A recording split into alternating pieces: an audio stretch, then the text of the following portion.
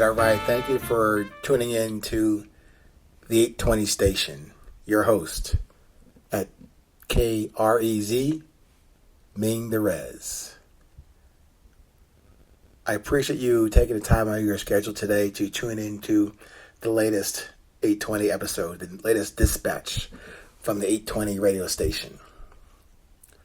Today we're going to talk about the statement that you saw in the trailer or the thumbnail. You must play enemy again and again. You saw from the thumbnail picture about a bank going out of business. So no, this discussion today is not about competition or comparison to your bank, but I will get to that in a moment, so bear with me. But in this discussion today, let's start with something from Mr. Deion Sanders, Mr. Primetime, when you must play enemy and what that might mean in this conversation today. I make folks nervous, man. I get folks moving in their seat. I get folks twirling their thumbs. I get them thinking and second guessing themselves. You know, have you ever been so clean that you walked in and somebody looked down at you, then they looked at themselves, they had to check themselves because you were so clean? I have that effect. That's the vibe you're getting. No, I have that effect. So as you kind of hopefully you inferred from Mr. Sanders' short summary, you must play enemy, sometimes by design, and it comes from what you have in your real bank, not by the design you have put on top of your essence or on top of your presence. You know, this must play enemy thing comes from what you have decided as a better solution or the best solution or application of the creation presented to you, the creation presented in you. So with all your degrees and book reading and certifications, you probably figured out more and better than the one power and force that brought you forward from the nothingness and the void of potential. You might think that. Think you have more information and more insight from what was given to you at birth. And you get to enjoy all that you have collected or curated in your journey so far. Yeah, you get to exploit that. Maybe you get to enjoy that. And maybe you take for granted what was given to you, all that repository, that bank of information and knowledge and wisdom that you got from your creation, from being created. But if you do that, you get to thinking like you have created anything better than what your creator has done for you and I. Like, for example, the air, the blood, the body, the heart, the sound that preceded your presence here continues to push you forward in this moment, and that will continue well after your brief stay here on this earth. And just like the thoughts that you cannot ever create, like the images in your mind that you did not create, you're able to uncover, discover them that already existed. So note, just in those simple examples, none of them do we create.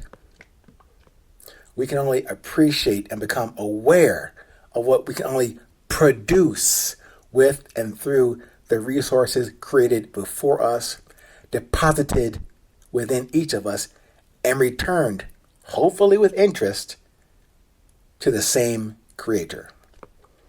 Yeah, sure, it works in this world to produce something each day and in many moments of positivity and love, and yes, for others to partake or withdraw, and maybe to pay for.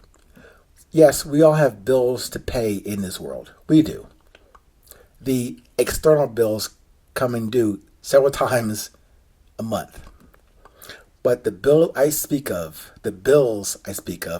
are way more important. The bill we must, I can't say that today. The bill we each must pay each day, and ideally in every moment we choose to remain aware of and committed to. The bill to remit to our Creator and to the God within ourselves. The tithe or the down payment for those essential luxuries, like the air, this body, this heart, the blood, the love, the sound of all that you and I represent. And how to make that payment. How to make that payment, that bill. So this is not an answer, but a suggestion to open up that account and maintain it with on a regular basis, i.e., like daily deposits. How about we call this the Resilience Bank? How about that? I'm talking about the Resilience Bank. Every day you refresh and revise and input or deposit another genuine, sincere, curious, original question, definition, decision going forward. You're never looking back or for a fake future. We're making deposits for this present moment. Oh, I'm sorry. I forgot to add in this caveat. Did I tell you that this Resilience Bank is only open for 24 hours each day with a sign on the door, like the thumbnail sketch you saw for this episode? Each day, the Resilience Bank is only open for 24 hours. That's it. And it's open the same day it says also in the bank window, close, going out of business. Each day, each 24 hours that your Resilience Bank is open, it's also closing that day. I think the inscription on the cornerstone of your Resilience Bank should say something like Memento Mori, meaning there is no tomorrow, meaning remember to die. Remember to close the same day you open. You only have the present moment to live.